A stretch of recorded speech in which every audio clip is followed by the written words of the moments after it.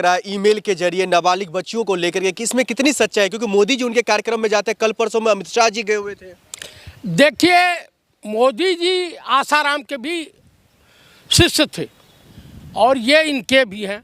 जितने भी व्यभिचारी, भ्रष्टाचारी, दुराचारी, ये भगवा वस्त्र पहन करके ये जो कुकर्म कर रहे हैं लोग, ये सनातन धर्म को बदनाम कर रहे हैं। और सनातन धर्म की आड़ में बीजेपी इस देश का व्यापार कर रही है, देशवासियों का व्यापार कर रही है। अभी आपको बता दूं कि डॉलर 100 के पार गया, उसको दबाने के लिए तुरंत एनजीटी के माध्यम से गंगा को प्रदूषित करवा दिया गया। अरे ये सब छोड़िए, ये बताइए अमित शाह जी जिस प्रोग्राम में जाएंगे वो इंसान गलत हो सकता है? 101% गलत हो सकता है। क्यों नहीं गलत हो सकता है? अभी सोशल मीडिया पे खबर चल रही थी कि अनुराग ठाकुर और अमित शाह के बेटे जय शाह और शाहिद अफरीदी, जिन्होंने कि कश्मीर को स्वतंत्र मुल्क को घोषित करने की मांग कर रखी थी, पाकिस्तान के पूर्व क्रिकेटर हैं उनके बगल में, तो इससे साफ जाहिर नहीं होता है कि ये सब किसी भी स्तर पे गिर सकते हैं। आप बताइए, जो धीरेन्द्र ब्रह्मचारी, क्या बोलते हैं, धीरेन्द्र शास्त्री, ये क्या था? इसकी बहन एक मौलाना के साथ, मतलब मुस्लिम व्यक्ति के साथ शादी कर ली। इसके बहन के शादी का पूरा खर्चा मुस्लिम समाज के लोगों ने कहा, और ये एहसान फरामोश कुंभ के मेलों में हिंदू राष्ट्र का निर्माण कर रहा है। हिंदू राष्ट्र बन गया, कुंभ तो समाप्त भी हो गया। आप मुझे बताइए कि दुनिया का पहला व्यक्ति है जो अमेरिकी संस्था, अमेरिका हितों के रक्षा के लिए ट्रेनिंग देती है, एक अलौकिक व्यक्ति है हिंदुस्तान का पीएम माननीय नरेंद्र दामोदर दास मोदी। 1993 में वहां जाके ट्रेनिंग लिए थे। आप उनके वेबसाइट पे जाइएगा, एक लौता इंटरनेशनल व्यक्ति है ये। तो इससे साफ जाहिर है कि लोग जो आरोप लगा रहे हैं कि आईएसआई से आरएसएस काफी पैसा लेती है। हिंदू बाबाओं से क्या दिक्कत है आपको? हिंदू बाबाओं से हमें शुद्ध रूप से साधु महात्मा हो, जगत गुरु शंकराचार्य हो, प्रेमानंद महाराज हो, जो इनके झांसे में ना आवे, जो जनहित की बात करें, मुझे उनसे कोई एलर्जी नहीं है। आप बताइए, 1 साल छोटे व्यक्ति को, उम्र में 1 साल छोटा, ये 75 के हैं राजा बाबू, और पलटू राम 74 साल के, और एक बार जाकर के बिहार के डीएनओ को गाली दे करके आए थे। अभी पेड़ से सोना उगा रहे हैं। अंधभक्तों, हिंदू अंधभक्तों, ये देख लो कि भविष्य में ये लैट्रिन से भी कुछ निकालेंगे, हीरा निकालेंगे। अनुरुद्धाचार्य हैं, देव की लंदन है, और भी बाबा हैं, इनसे क्या परेशानी है? ये सब दुराचारी हैं, व्यभिचारी हैं, अपनी दुकान चलाते हैं। आप मुझे बताइए क्या लिखा है? यदा यदा ही धर्मश्च ग्लानिर्भवति भारताभ्युत्थानं साधूनां च विनाशाय दुष्कृता। ये भगवत गीता में है। क्या कहा है कृष्ण ने भगवत गीता में? कोई भी भाषा, कोई भी धर्म बुरा नहीं होता है, उसका की परिभाषा करने वाले बुरे होते हैं, अपने जो स्वार्थ अनुसार परिभाषित करते हैं। आप बीजेपी वाले धीरेन्द्र शास्त्री, अनुरुद्धाचार्य, और है जो सतगुरु का नाम है वासुदेवानंद, जिनके बारे में कि लड़कियों को नग्न करके इनको दीक्षा दिया जाता है।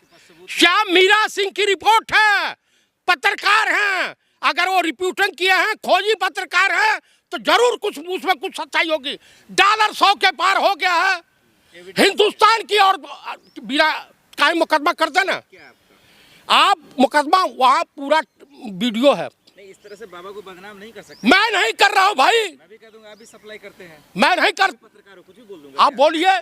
उन्होंने एविडेंस के साथ, अगले ने अगर सोशल मीडिया पे घूम रहा है तो विदाउट एविडेंस सबूत दिया। हाँ, दिया होगा। आपने देखा ना? हमने देखा। आप सनातन को बदनाम कर रहे हैं। मैं सनातन को हम बदनाम काहे करने जाए भैया? ये सोशल मीडिया पर ये बताइए, आसाराम सनातन की आड़ में लड़कियों का यौन शोषण कर रहे थे महिलाओं का, वो क्या था? आप बताइए, 1500-1600 रुपया में सीडी गुजरात की पुलिस ने गिरफ्तार किया। नग्न महिलाओं को नहाते हुए, इतना डूबते हुए, इतना ये करते हुए गुजरात की पुलिस ने गिरफ्तार किया। देखो सनातन के खिलाफ बोलते हो। मैं सनातन विरोधी नहीं हूँ, लेकिन ठोगियों, भ्रष्टाचारियों, व्यभिचारियों, देश के व्यापारियों के विरोधी हूँ जो देश बेच रहे हैं। और नरेंद्र मोदी, देखिए सुनिए, हमारे राजनीतिक गुरु पूर्व प्रधानमंत्री स्वर्गीय चंद्रशेखर जी ने कहा था, जब मॉडर्न फूड बेकरी को अरुण शौरी ने बेच दिया था अटल जी की सरकार में, तो चंद्रशेखर जी खुले मंच से पार्लियामेंट में कहा था कि गुरुदेव, हमारे पूर्वांचल में ये कहावत है कि बाप की सजोई हुई धरती या संपत्ति को अगर बेटा बेचता है तो उसे नालायक और नकारा कहा जाता है। मैं दावे के साथ कह सकता हूं कि देश का प्रधानमंत्री नालायक भी है और नकारा भी है। तो सनातन विरोधी कौन है? सनातन विरोधी नरेंद्र मोदी है, मोहन भागवत है।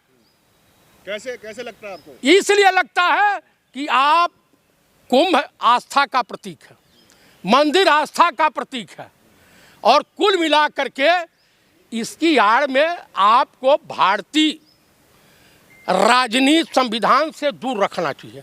आस्था जिसके प्रति हो, कोई कृष्ण को मानता है, कोई राम को मानता है, कोई राधा रानी को मानता है, कोई शिव को मानता है, कोई हनुमान जी को मानता है, कोई परवरदिगार आलम को मानता है, कोई गॉड को मानता है, कोई वाहे गुरु को मानता है, सबके है। आपने एप्लीकेशन दिया, थाने गए आप? किसके लिए? अगर कोई ब्लैकमेल कर रहा है तो आपने एफआईआर क्यों नहीं किया अभी? किस पे? अरे बाबा पे, किस पे? अरे बाबा पे कब? जब वहां देश का गृह मंत्री जा रहा, राम भद्राचार्य, जब नीच शब्द का इस्तेमाल किया था ब्राह्मणों के लिए भी, दलितों के लिए भी, तो उसके खिलाफ हम लोग गए थे पार्लियामेंट थाने में।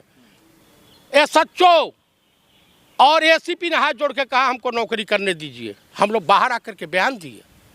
तो आप दूसरे थाने जाते? अब कौन सा थाने जाएं? हिंदुस्तान में ही यहाँ न्यायपालिका तो इलेक्शन कमिश्नर के खिलाफ न्याय देने में कतरा रही है। यहाँ जो जज भाजपा के पक्ष में न्याय दे रहा है सुप्रीम कोर्ट का, वो लोकपाल हो जा रहा है, प्रमुख लोकपाल।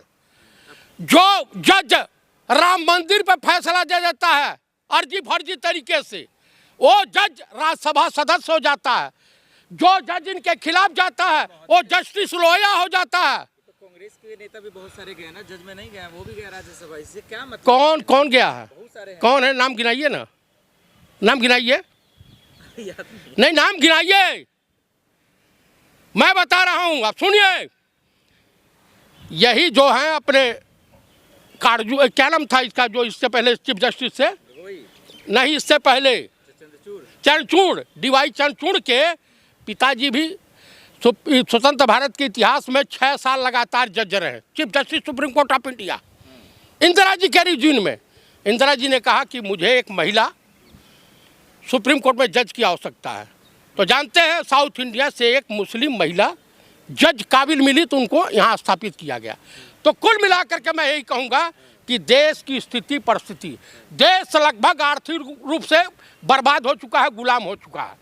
और अगर विपक्ष की पार्टियां, विपक्षी दल अगर एक नहीं रहे, वैसे तो नीतीश बाबू का, उनके बेटे ने तो तमाम अपना रोना रो ही लिया। इनको तो बता रहा है कि लाडले बोल सकते हैं या कुछ भी बोल सकते हैं।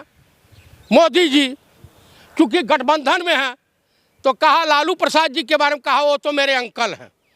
तो कुल मिलाकर के भविष्य के एकनाथ शिंदे, जगन मोहन रेड्डी और नवीन पटनायक अगले नीतीश कुमार होने जा रहे हैं।